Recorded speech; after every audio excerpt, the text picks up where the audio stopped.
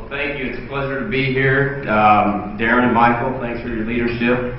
San Diego State University, this is a beautiful facility. Thanks for hosting us today.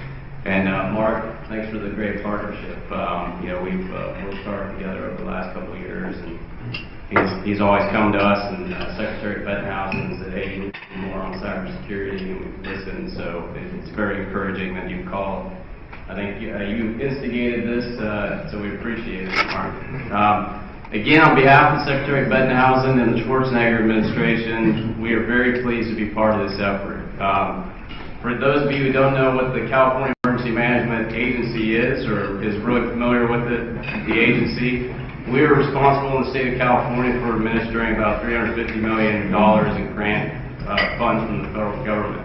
And our mission is to really help local communities prevent terrorist attacks, prepare for, respond to, and quickly recover from both intentional and natural disasters. So if we do this by providing resources, and that's pretty straightforward. I mean, with the grant dollars, we can secure federal funds from the federal government and provide that to local communities.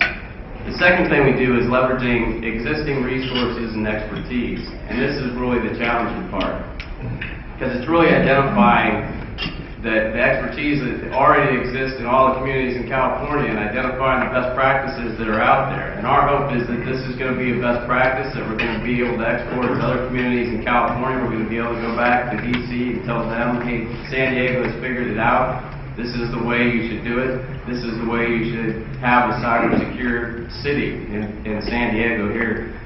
So we've also, on leveraging resources and expertise, we've also responsible for the state terrorism threat assessment system.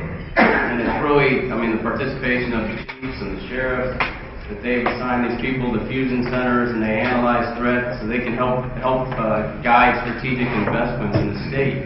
We've also got a statewide training and exercise program that we would like to be of assistance to you in any training and exercise programs that come out of today. And then we've got a critical infrastructure protection program, and it's really enlisted people that have, in their previous lives have looked at our adversaries' critical infrastructure and figured out how to take it down, and then we reverse engineered it here in California to figure out how do we protect our critical infrastructure sites.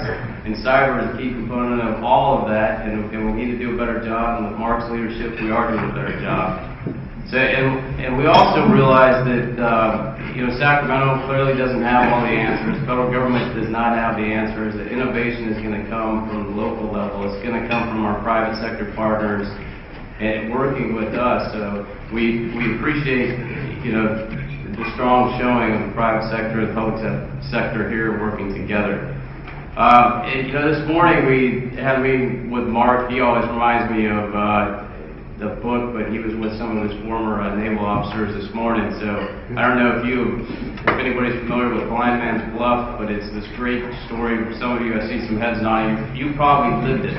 But the best part of the book that, for me, and it's a story of our submarine warfare and espionage during the Cold War. And during the Cold War, our biggest challenge was, how do we figure out where the Soviet fleet is in the submarines? Well, early one morning, there's this guy sitting in the Pentagon, probably before the sun came up over the Potomac, and he had this thought going back to when he was a young kid. When I went out on the lake, there was a sign on this lake that said, hey, do not drop anchor here because this is where the cable communication is. And he said, I wonder if they have a similar sign over there off their coast. Well, sure enough, our intelligence agencies found that sign. They found the cable. They were able to tap it, and we knew exactly where the whole fleet was. But that is the type of creative thinking that we need out of everybody in this room today. So, throw out your ideas. We will capitalize on them, and I look forward to this partnership and participating in this. So thank you very much.